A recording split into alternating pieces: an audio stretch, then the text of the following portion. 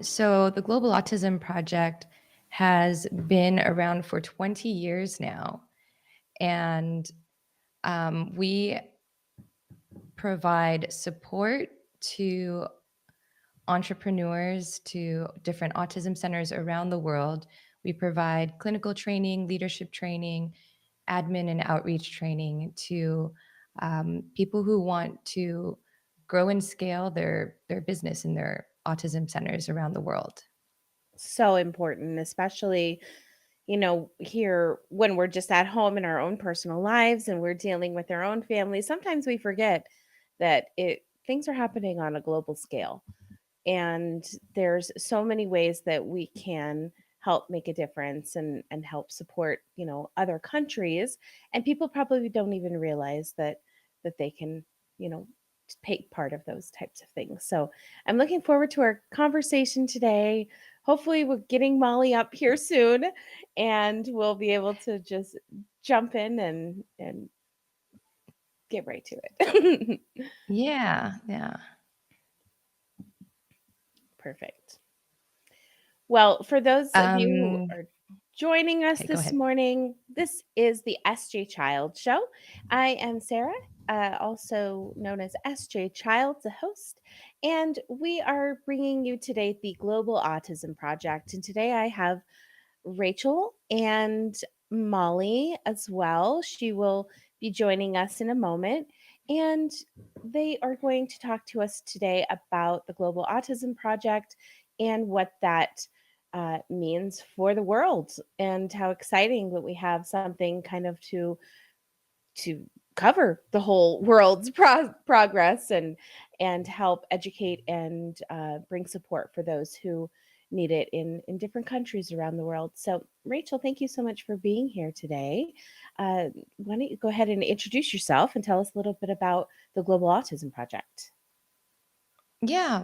Okay. So the Global Autism Project has been around for um, 20 years now, and we provide support to different autism centers, including their owners and their staff, with training. And this training includes clinical training, leadership training, and admin and outreach support too, so that they can grow their services in their communities. So And I've been important. involved with the Global Autism Project for this is my fifth year now. It's Wow. insane to think about, but I started as a volunteer on a skill core trip, and we'll probably talk about skill core Yeah. in this conversation, to one of our partner sites at the time in Uganda. And I basically never turned back after that. Oh, there's Molly. Good morning, Molly. It's so nice to see your face. Nice to see you. I've been in the backstage room trying to not Knock. Come on in. It's good to have Oh, you here. Oh, it's Yeah. beautiful to have you here today. Thank you so much. yeah, of This is course. Molly, and Molly is well, I'll let you tell your part of it, Molly. Tell us a bit about yourself and what brought you here today. Sure, absolutely. So I heard Rachel talking a bit about the Global Autism Project, and as she said, it's been around for 20 years. I'm the founder and CEO of the organization, so I've apparently been around here for 20 years as well. And as she said, the organization really is focused on capacity building worldwide. We provide training in leadership, we provide training in the nuts and bolts of how to actually run a business. We have a big emphasis on clinician owned businesses and supporting them not only in running an effective business, but also supporting them in working with the autistic community. I would say those are kind of the two prongs of our focus in our training right now. And as you know, we've done some different, put together some different trainings and programs to that end. Yeah, and it's fascinating too, and so important and valuable for our families, communities, educators, therapists around the country, around the globe, excuse me. I have to scale my mind out now to reach a bigger place. No, and I've, found you guys, I mean, through it must have just been a random autism post or Facebook post several or a few years back, and Yes. wanted to find out how I could better serve you and vice versa. And you guys have been wonderful support for the SJ Child Show. So thank you so much for being here today. Yeah. Let's talk about the the importance of educating the world and really bringing those ideas, supports, and resources to these countries that don't have access to them. Mm. Yeah, I think as you were saying earlier, we sort of get caught up in our own little world here in the US thinking this is really challenging and we don't have enough resources. And every time I hear those conversations, I'm like, yes, and people in your community have likely heard of autism, right? And so that's not the case all over the world. Um, I think one of the things that we see over and over again with the Global Autism Project is, people say, what does autism look like? Well, autism looks like autism. Humans look like humans. And what does that even mean anyway? But I think one of the things that we also see is all over the world, there's passionate clinicians and parents and people in the lives of mostly these children, although we're shifting towards more adult stuff worldwide as well. But there's just passionate, incredible people that with training can be just really make a difference in their own communities. Absolutely. And Rachel, you've been a part of it, you said, for about 5 years now. What Yes. brought you to the Global Autism Project? Hmm. It's actually a funny story because a lot of our volunteers find the Global Autism Project because they're looking for some kind of reignition of their passion, or they're feeling burnt out, um, or they're wanting to make a difference. I found out about it because a coworker of mine did one of the volunteer trips, and I was like, whoa, what is that? Let me get in on it. And I did. What drew me to the program was the fact that we would be having a bigger impact in reaching more people. So at that time, I was working as a BCBA for an agency in California. And I had my caseload. I was working with my clients and my families. But what I saw as an opportunity with the Global Autism Project was training the trainer, working with the local staff and their teachers at the centers, and thinking about how um, when I left, they would be able to continue on and provide services to those kids, and then other families too. Like that kind of ripple effect into their community was really powerful. Mm. It is too. It's Yeah. so powerful when we are able to reach these communities. And like you said, sometimes it just takes one mom, one passionate mom to get out there and teach her Yeah. friends and teach their teachers and teach the other people around them to help them better support their own family. I know that's what I did in my own case. I just started diving into, well, how can I better help the kids in my neighborhood understand my kiddos? I write children's books about them so that they can read them on their level and understand them on their level. It's so important that we find, how we can reach the individuals, the families, the therapists, and it all as a whole. And so it beautiful that you've put this together and made it over 20 years. Congratulations. That's just so fascinating. Tell One us by kind of how you feel, it's from the beginning till now, but what does that look like to you, Molly? the beginning. Autism, the autistic community has shifted and changed so much in 20 years. I remember being back in Ghana on my fancy satellite internet connection that I would go to the internet place once a week. It was called Busy Internet and it was on Ring Road and it was a big deal. We used satellite internet, which meant if somebody had emailed me a photo, I could see it in the email rather than waiting for just like hours for it to load. I'd always be like, don't send me photos. But I remember coming across, it may have been Asan at the time, it may have been something else, but some sort of autistic self-advocacy network, and trying desperately to reach out to them because I was like, oh, this is who I need to be talking to. And I never got a response. The website was sort of functioning, sort of not. Whereas now, if you have any interest in learning from the autistic community, you can go anywhere on the internet. So I think that's one of the biggest shifts that we've seen. We've always talked about doing with and not for. And for, I would say, about 15 or so years, we considered the people that we were doing with were our international partners around the world. Um, And I think that's been the biggest shift, is that as an organization, the people that we're doing with is the autistic community. And that's largely in part because of people like you and the podcast and the conversations that Rachel's been having now for, we're going on 3 years of podcasts, which is wild to me. The podcast, by the way, Rachel said, "Hey, I'm thinking of doing this thing." And I said, "Yeah, maybe record 20 episodes and we'll see how it goes. And that might just be, we just have a 20 episode podcast that just lives on the internet." And then I remember I got an email and it was like, "Welcome to episode number 78." And I was like, "For that." So, but it's so incredible. And it's just been so informative for us, just listening to those episodes, having those conversations, talking with Rachel about the guests who are coming on and what she's learning, has just completely informed the direction of the organization.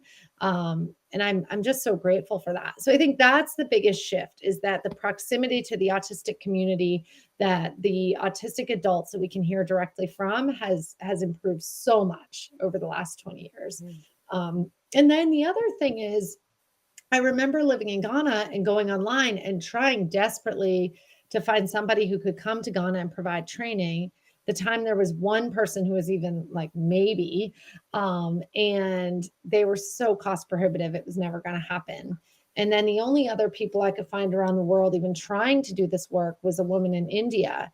So when you were outside of the US 20 years ago, there was like nothing. The Minister of Health in Ghana closed the door in my face and said, "No, no, we don't have autism here. Try South Africa maybe." And so I was like, "No, no, this kid and this kid." What do you mean? Whereas now in a lot of countries around the world, you can find that there's parent communities that have come together. We just had this incredible trip to Kenya where we spent a good bit of time with the autistic self-advocate community of Kenya. That wasn't happening 20 years ago. Yeah. So I think that is the biggest shift that we see. And if it was happening on any type of level, it certainly wasn't. You certainly couldn't find it or access it in the way that you can today. So Thank goodness for access, right? We are so lucky. We were kind of joking about that at the beginning. We trust technology with all of our things, I but know. in some of these other places, it is literally, a lifeline to resources and Yeah, access information. And it's so important that we try to bring as much information to the people who don't have it as we can. You know, absolutely. Rachel, when you started the podcast, that was a big journey for you to take on. What was your idea of what that was going to look like? Yeah, and so just so our viewers know, we're talking about the Autism Knows No Borders podcast. We are. And um, so when I started that, yeah, as Molly said, it kind of seemed like this baby side project that I would do. And I thought, I'll bring on our international partners and maybe some of our self advocates that are in our circles, and we'll just do that. But I quickly realized that we couldn't just stop there. I think it was around episode 20 when I stopped and I reflected, and I'm like, but there's so many more stories to share. And from the feedback that I was getting I remember this one episode about a father. I think it was Jameel Owens, who shared about his journey of accepting his son's diagnosis. Yeah. And from the message I got was actually from a young woman, a young autistic woman, who, it was a comment on our YouTube video or something back when we were posting on YouTube. And she said, this episode really, really touched me because I never thought about what it would be like, or what it was like for my parents and what they went through. And so then I'm like, okay, we have to keep going. Like, there's no way. And so what I also love about the podcast is we bring on so many different perspectives. And we, at some point, created the community as like a byproduct of the podcast, because we thought, well, how can we get the listeners and the guests to interact with each other?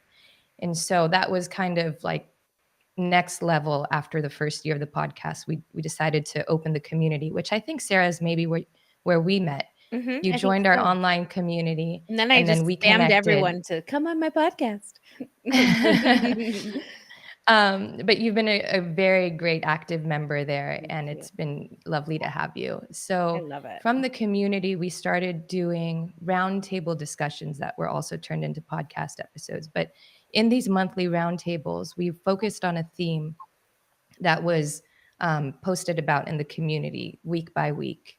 There were different subtopics. There are different subtopics. And what is great about these roundtables is that we would bring together all of these different ideas. So we'd have the parents, the self advocates, the professionals all in one conversation talking about um, for example, one theme we did was coping strategies. What's that like? What are some different tips? And professionals can hear from autistic people directly and how to improve their practice. So that I think is really key. Other themes we've done are dating and relationships, um, masking and authenticity, um, school accommodation. So just a wide range of topics, and it's really great to see how the community is a very safe place for people to learn from each other. There isn't any judgment. There's no right or wrong. It's really supportive, and um, people like they see each other as family. Even they miss each other. You know, when we have those roundtables, they're like, "Hey, how's it going?" Then they catch up a bit. I'm like, "Okay, guys, let's stay on topic." But it's great. It's been now 2 years since doing the community, and obviously, I think we'll talk about at some point what has come out of that too with the trainings we're offering. Yeah, absolutely. Well, and I want to talk about the community because I think that that's the essence of what we're really talking about today is the autistic community and how we can bring now I think that, like you had said, Molly, 20 years ago the voice of the autistic community wasn't even a thing, and here we are today in on Autism Live, taking over Podcastathon hour, and what an honor to be able to bring all of us together in one place to share all of these different perspectives to hopefully better the future for the autistic community in general. Molly, when you decided, or when I guess, did you decide that moving, tell us about Skill Corps and when that kind of came about? Yeah, good question. So let's see. I believe it was around 2011, 2012. We had this challenge where we had people around the world who needed training, and we had people who I knew would want to be a part of it. They would want to train, they would want to join this, but there was just nothing in place. And I had really been um, and I think this is part of, over 20 years, there's a lot of learning, right? I had really been like, we're never doing one of those international volunteer programs. They're the worst. The volunteers don't get any support. They end up like hating everything about it. There's no way we're doing it. And then I sort of had this moment where I was like, or we could just do it totally differently. We could take everything that we don't like about volunteer programs and create our own. Because initially, what I thought is I'll reach out to all those international volunteer programs and say, hey, if you have someone who's focused on autism, have them talk to us. We'll train them, we'll provide them with resources before they go. And I thought, or we could do it ourselves. And so that's what we decided to do. And we, for over a decade, have traveled with, we've always recruited for professional diversity. We have recruited for kind of personal diversity as well. And I guess it was probably, actually, it was like our second year, I think, of Skill Corps where we had autistic people traveling with us. And I just remember some moments where I was like, there's a connection here between this autistic adult and this child that we cannot build. Like this is not going to happen, with there's just a connection there. And so Skill Core, it was like if you had personal or professional experience with autism, you were invited to apply. Because part of what we wanted to do is we wanted to bring together that diverse group of people. We did not want to say like, okay, you can come on this trip if you're a seasoned professional. Because really, and what we found is that most of the learning, um, or I guess most of the kind of helpful, relevant information on a trip came from the people with the least experience, or from the people with the lived experience. So either an RBT, somebody just learning, someone just getting into the field, maybe someone who had just started out working in a group home, or somebody who had this lived experience. And so we bring together these groups of people so that in country they're able to work together to problem solve, etc. The trip that we just did in Kenya, we were actually working with a company called African Coffee Roasters, who has employed two of the students from the local autism center that we've worked with for over a decade, and working with that community now. And with our newer trips, we've revamped the trips a bit. There's just a much bigger emphasis on getting more of the autistic community to travel and be a part of it, and also more involvement with the in-country autistic community. It was, I mean, we had this incredible trip, and I've been reading all the reviews over the last week of this trip, and it's like everybody's favorite moment was the time spent with the autistic community. Everybody's takeaway was like, I could go home and engage with the autistic community in a different way. So, and one of the most common things we hear is the isolation of the autistic community, and people feeling alone, and people feeling like people don't care about them, and that has dire effects. And so I think that one of the things as we sort of enter the next decade of Global Autism Project is how do we address that, and how do we address that through our skill core program and other things we have available. So yeah. Rachel, you've also been able to go on the trips. Well, let me first ask this. Excuse me. How many countries have you had something in place now? For the organization? Yeah. We have worked over the last 20 years, we've worked with over 20 countries. That's amazing. So, that's incredible. I just thought that was important to point out and see. Yeah, Rachel, in your experience, since you were able to go on the trips as well, like tell us about kind of like your first experience and how eye-opening it probably was for you to be in another country where we're seeing the needs not being met, or what that looked like. Yeah. So that first trip that I went on, that was to our partner site at the time in Uganda. We're no longer working with them, but at that site, they had a residential center for the individuals with autism. So it was, I think, ages, the youngest was probably 8 up to maybe 18 or 20.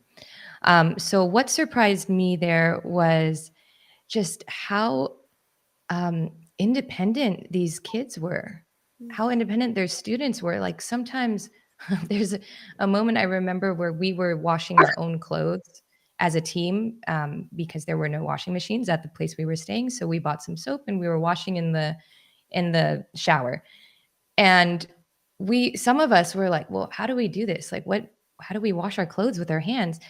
And we watched the students at the center wash their own clothes, and we learned from them how to do it. And they were also cooking their own food.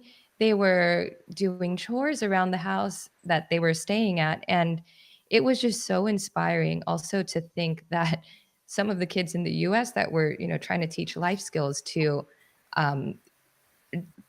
we're not giving them as much credit for what they can do, I would say. So that was really eye-opening. Also, I was just really impressed with, so another site that we work at in Kenya, they have a multidisciplinary team. They have an ABA department, a speech department, OT, PT, music therapy classes, and everyone works together as a team, just like seamlessly. And sometimes you see that, back home in the US where people have a hard time collaborating. I think it's getting better, with more people bringing awareness to the importance of it. But in some of our partner sites, there's no drama. Like, what is important is the child's goals. That's always at the forefront, you know? So we learn a lot from our partners. Sometimes our skill core volunteers, you know, in the past, they would go and think that they're providing some training to our partners, but really they come back learning so much and applying what they've learned to their own work back home. That's So it's fantastic. it's great. It's a true like collaboration when you think about it like that. Yeah, absolutely. And when we go into these places, I mean, I've never had the opportunity yet. No, it will come someday in the future. But when you do, I can't imagine the amount of just awe that you must feel for the whole community, the pieces that have fallen into place. And so I think that that's really really beautiful. And let's talk about the future of the Global Autism Project and what that looks like moving forward. Molly, what are your next steps? What does that look like moving? That's been the question, right, for the last kind of chugging along in 2019 and 2020. Hmm. Okay, looks like we're going to take a little pause from what it is we're doing. Um, and you know, it's interesting because we talk about this a lot as our team, that a lot of organizations that focused on international training, international development just shut down overnight. I mean, they're nowhere to be seen. They're gone now. And so a lot of the organizations that I kind of look to in the early days to go, how do they do that? How do they communicate that to their staff? You know, what insurance program do they use? You know, and they vanished. And you know, I was sure that this was not our time to go, that a pandemic was not going to be what took us down. It hit us hard. It for sure hit us hard. Skill Core was the lifeblood of this organization, and that our revenue was completely dependent on Skill Core programming, everything, right? It was not only how we provided the training and how we engaged with the community, but it was also our revenue. And so over the last several years, we've been doing more and more, first of all, listening and learning from the autistic community, and more consulting to businesses here in the US as well as internationally. You know, we sort of went like, okay, well, what is it that we do? And we said, well, we build capacity. We said, oh, that another way of calling that is business consulting. So we've been doing more of that. Moving forward, we have a brand new program we created last fall. I guess it's almost a year, half a year old Wow. now. And we coach and support businesses all over the world through this program. It's an online coaching program. We have resources available. We've created a scorecard so that you can kind of look at how your center is and how it works. And we are building in collaborating with the autistic community, as that's just how we do things, that it's just as important as your revenue cycle. It's just as important as it informs your clinical excellence, right? And so that's one of the things that is kind of next for the organization. And then the other thing that we're exceptionally proud of and excited by is our responsive skills training. You know, one of the biggest challenges in this industry right now is that people come into it and they leave after a couple of months. The turnover rate is terrible. And it's, you know, I was consulting with an organization, their turnover rate was over 100% on the 6-month mark. So in 6 months, 100% of their tech level staff has turned over, and meaning they no longer work there and they've been fully replaced. And so when you think about that impact on the business, on the quality of the services, and ultimately on those kids and on those families, that's something that really has to be addressed. And so we've created this responsive skills training, which is the RBT. It meets the criteria for the RBT credential, the IBT credential, which is the tech credential of the IBAO used internationally, and the ABAT credential, which is the tech credential of the QABA used internationally. So still within the space of ABA, you know, we know that this is the services that families get. This is what gets funded, and we think there's really a vital, I guess, even an obligation in a way to make sure that anybody working in this field has that proximity to the autistic community, has been informed, the programming has been informed by the autistic community. So I had pretty much nothing to do with the responsive skills training. Rachel had a lot to do with it, but we had over 30 contributors who had lived experience. Either they themselves were autistic and had ABA and had some experiences that they wanted to make sure never happened again to anybody. Um, so, as part of that entire training, we've co created it with the autistic community. It provides the context for what it means for the community. It provides the context for some of the controversy that we hear around ABA, so that people can enter this field in a more supported way, and just having a deeper understanding of what it is they can do in this field. So so those are sort of the big next things. We are still running trips. We are running our but our focus really is on that affiliate program and on that responsive skills training, because I think the impact that we're out to make in the world happens much faster by informing businesses and how they're running. So Yeah. Do you yeah. feel like this question just popped into my mind out when you're out in the communities or you're getting information from those international partners? Do you feel like the training or even the diagnosis processes are really hard for them to achieve? Yes. It's a great question. So, some of the most common, I was just talking with someone from Guyana about this yesterday, is that, a lot of those training tools have been developed and normed as they are for young white boys in the US. Mhm. Um, and we see this issue with girls and women being diagnosed later in life. But the other thing, the toys and the materials and the sort of props of the evaluations themselves are things that you would see in any classroom here in the US. You don't see them in any classroom in Guyana. You don't see them in any classroom in Kenya. So are they even appropriate to really use? They're the best thing we have right now. So the diagnostic tools themselves are a bit skewed, as they all are. But that sort of difference between I can't think of the right word, but the skewing Mhm. is wider, right? When we Yeah. start looking into other cultures, these things are not culturally validated. They're not culturally normed for anything outside the US. Yeah. So that's one thing. The other thing, and one of the biggest challenges, is that in the place of effective diagnosis, in the place of effective training, lots of families around the world rely on their belief systems that they know. And so oftentimes we'll hear that the children are possessed or witchcraft is the problem and the solution is an exorcism. So that's one of the challenges as well.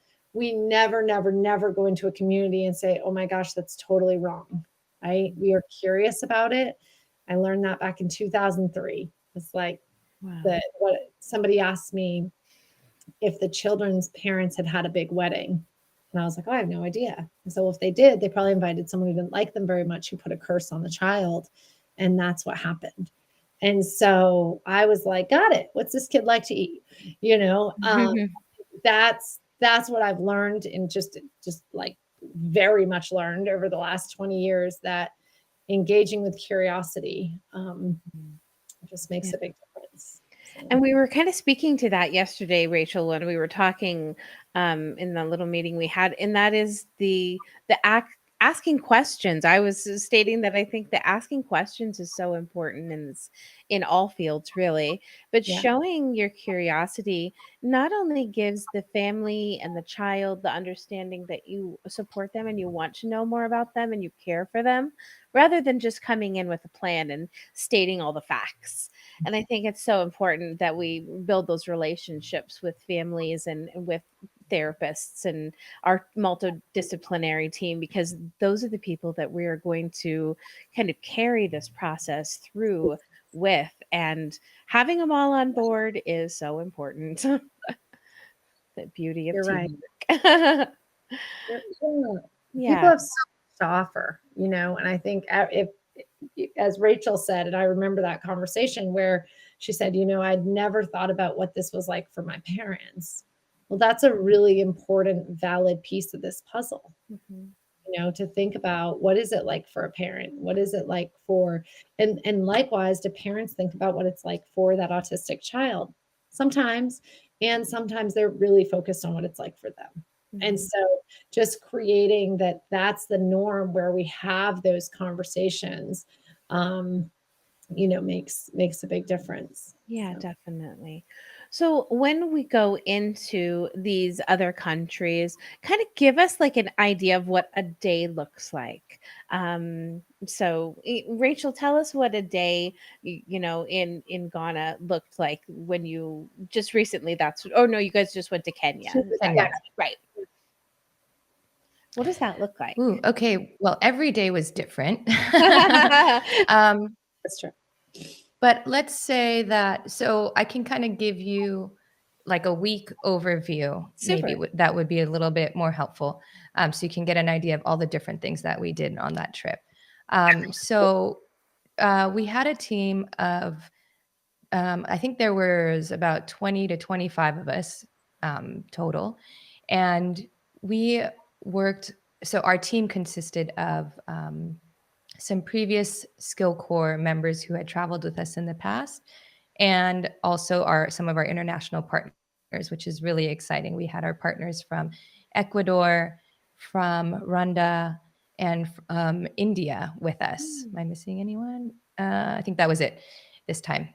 Yeah, Okay. and also, our partners in Kenya would meet us for some of the activities too.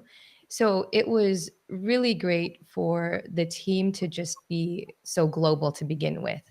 Um, we did a lot of leadership training.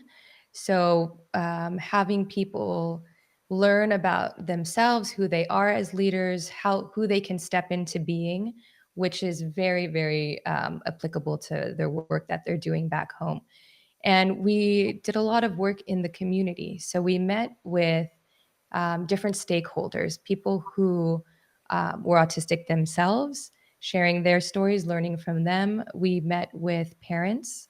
Um, and we also met with different entrepreneurs who want to open opportunities for employment for their own staff.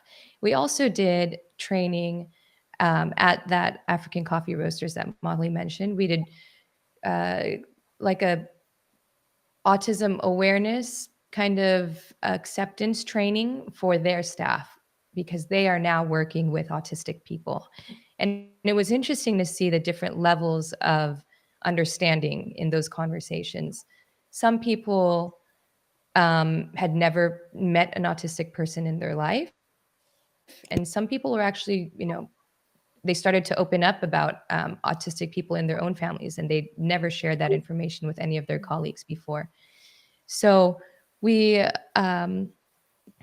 there was a wide range of activities that we were doing throughout the week. And I think the main focus of that trip was employment. So every conversation we were having, even if it was about leadership training for our own team or communication with the different people in the community, there was always um, that common theme of employment and what can we do to make it more accessible for people. So Yeah. yeah, Molly, did I miss anything about what we did that trip? No, I think those are the big pieces. As you said, um, just the collaborating with the autistic community, the conversations that we started with African coffee roasters were really exciting. We did this very cool dinner where we had it was sort of this guided dinner party. And so we had the autistic community. We eliminated the need for small talk based on some feedback from our autistic friends. And we had kind of very direct questions that were asked at each table so that we could really focus on just what we were there to create. And so each table had a local entrepreneur, a local autistic self advocate, some members of our team. We had some local parents at some of the tables. And then we were all kind of asked, it was a whole table conversation. So there was no small talk, there was no side talk. We were just all, and we were able to kind of chime in as comfortable. We got lots of incredible feedback on that event. And it was just really exciting to have entrepreneurs who were there who were like, yeah, I'd love to employ the autistic community. Where do I start? And we're like, well, person who is in Kenya and autistic, where do they start, and then to learn from that. And we just have this idea of thinking that, like, here in the US, yes, we have limited resources, yes, we have this, but overall we're doing a pretty great job. And I think getting to be in another country, in another culture, and see what's possible to create there allowed us to see people. Like I said, people came from that dinner and said, like, let me go home and create this in my own community. This is something really important and special. So Yeah, it was great. absolutely. What do you think, moving forward? Like, what would you? Obviously, there's no end game, really, but what would like your biggest kind of want from the Global Autism Project be for the autistic community? It's a good question. I don't think I'm the best person to answer it. I think that what we're out to do is to create that community, create those opportunities for collaboration. There's a lot that happens right now through the Global Autism Project community that, our online community and just our people who've met each other through our work, through Global Summit, things like that. There's a lot that happens now through those people, different research being done and training happening. And it's amazing. You think about, we've had over 1,000 people travel with us. We've worked with 20 countries. We've impacted so many people. And to kind of see the ripple effect and see what they go forward and do with it is really exciting. So if there was kind of a single thing that I wanted, I think in the same way that I said, I don't want any parent to ever feel alone or desperate. I don't want anybody, any human impacted by autism, affected by autism, autistic, to feel alone or desperate. And if all the Global Autism Project does is provides those friendships in that community, that's like good enough for us.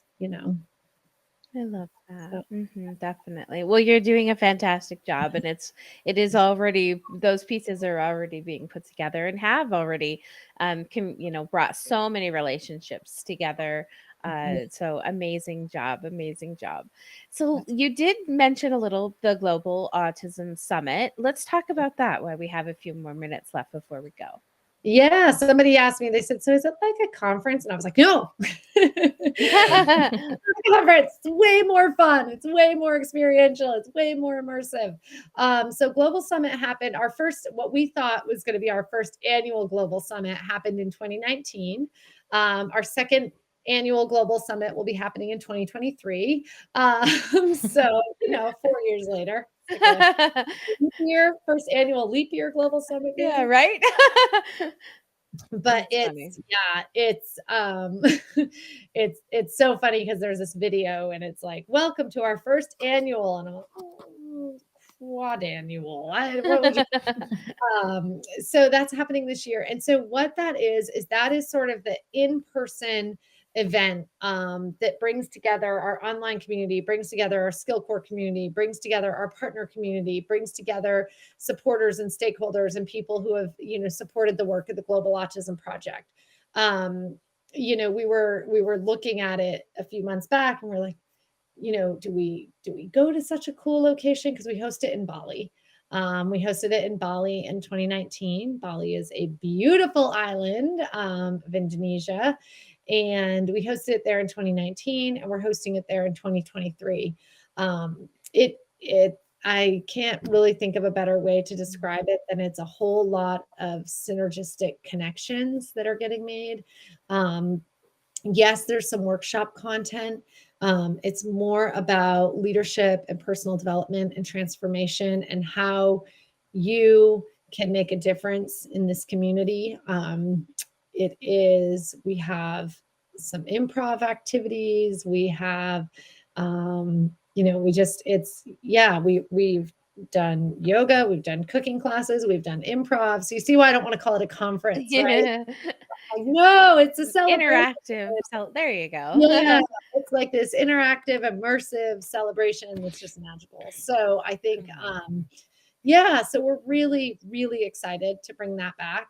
In fact, today is Thursday, April 6th, 2023. And Registration day. Registration day. The summit, exactly. Tickets have gone on sale, or I think, yeah, 7 a.m. today. So they're there. Oh, that Uh, is exciting. yeah, it is. So there's information about that on our website, globalautismproject.org.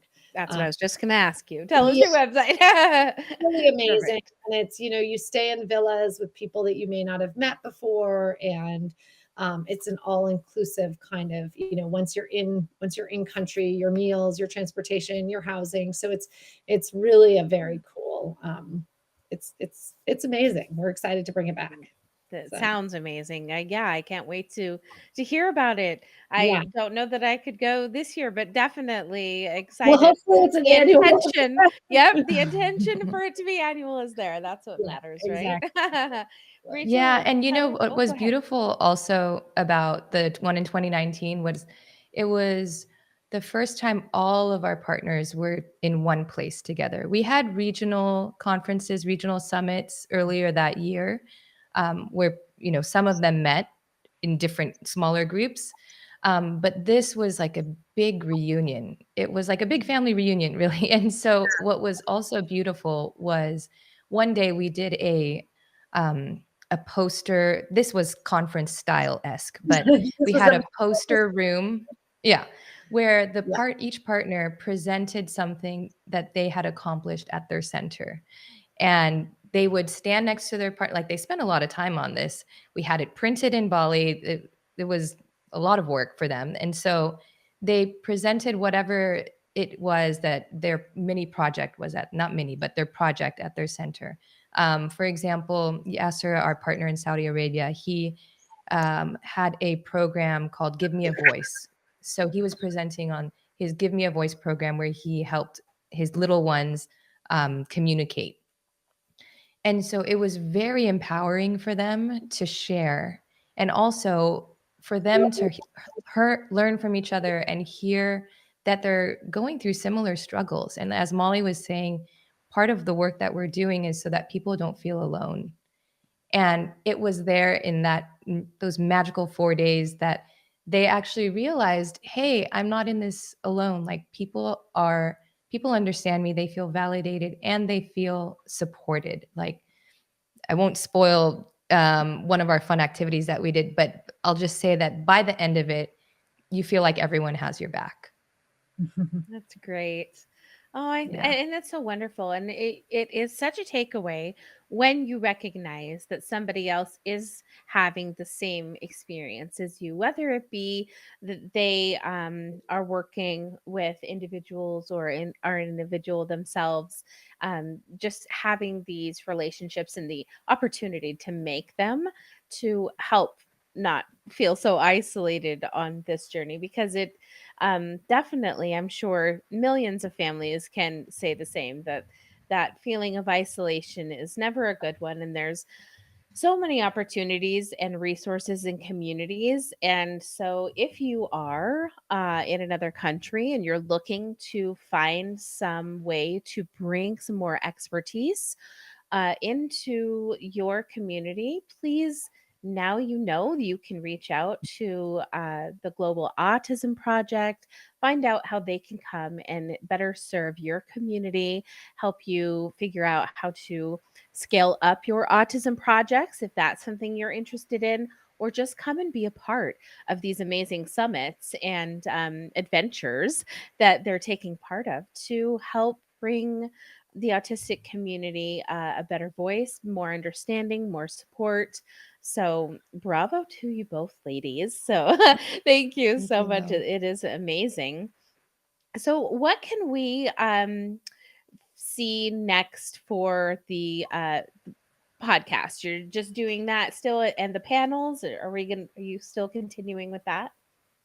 Yeah, we were on a small hiatus with the community, getting our catching our breath a little bit in the new year. But now we have just announced a new set of moderators, so that is really exciting, and we are getting back into the swing of our monthly themes and our roundtables. So the community is open to anyone who wants to learn and connect with other like-minded people. So Mm. I'm sure we can put links to join that somewhere, right? Is that would that be best to put here in the main chat or?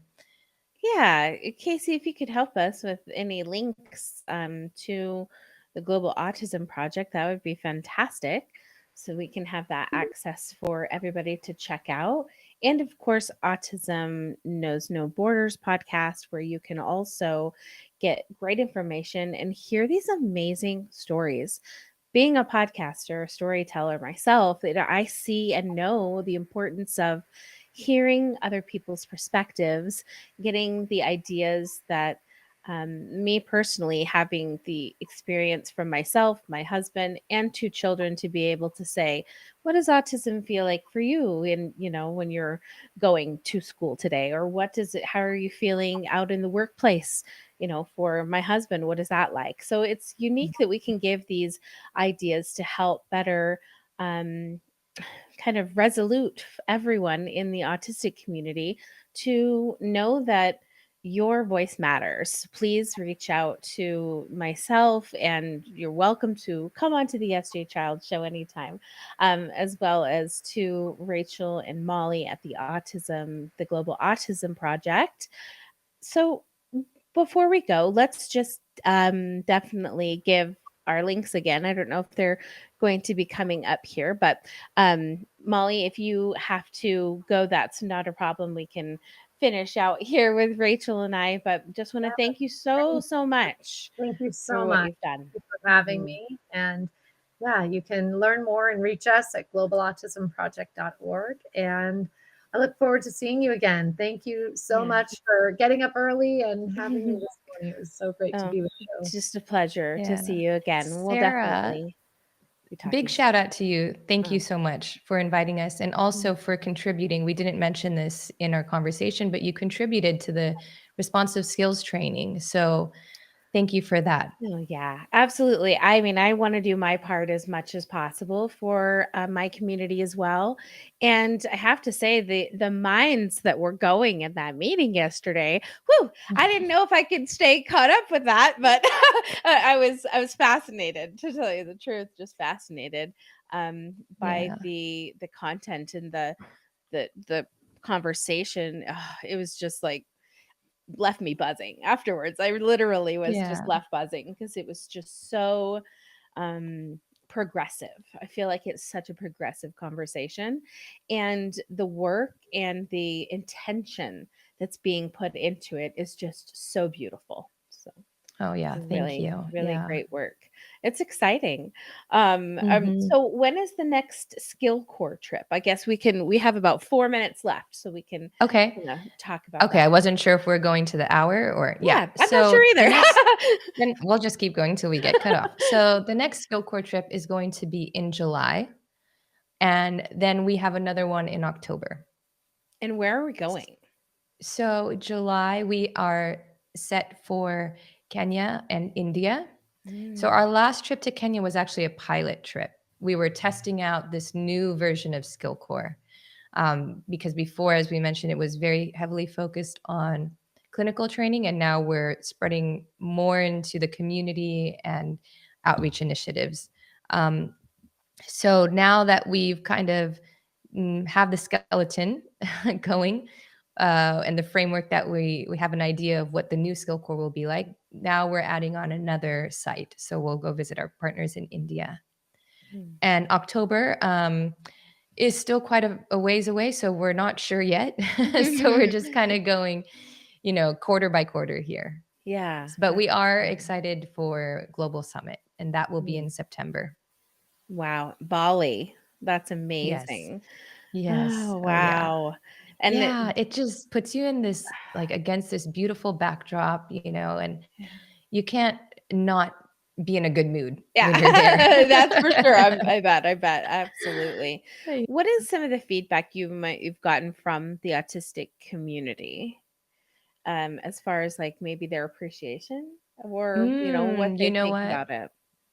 Yeah. So in our on our last trip, in Kenya, Andrew Bennett, who you met Yeah. yesterday in our responsive skills training meeting, he was a self advocate on that trip, and um, he was just he was overwhelmed with how accepted he felt. He kept just Mm. saying over and over again that he's found his people. Like Oh, he, love felt like that. he had a voice, that every time he spoke, people wanted to listen. People wanted to hear his experiences, and that he had something to contribute. Mm. And, unfortunately, that's not always the case Yeah. um, in society. And so, what we're trying to model on this trip also is how to interact and how to really move that conversation forward towards acceptance and what that means. Yeah, I love that. Well, and I had a message on something that I had posted about Autism Awareness Month. You need to say acceptance or affirming or something. And I understand that that is the truth, but there's still awareness around the globe Mm, that's still taking mhm. place. And Yeah, so there's still a place for all of it. And so we might think in the US that we've moved so much far past awareness, but that's not the case on the global level. So we need to kind of be gracious for everyone on their absolutely. journey, on the place where they're at. So we're probably out of time now that it is hit the 6 o'clock hour, but or for me, Yeah. but we're so happy that we were able to come to the Autism Live this morning podcastathon. Thank you so much Yes. for being my guest today. It was such Thank a you. pleasure and an honor always to talk to you. And for those of you out there, please, if you have any questions, reach out to us at the SJ Child Show or the Global Autism Project. And we're so happy to be here today and share this with you guys. Thank you, Sarah, and thank Yes. you, Autism Live. Thank you, Shannon. If you're listening, we love you. Yeah.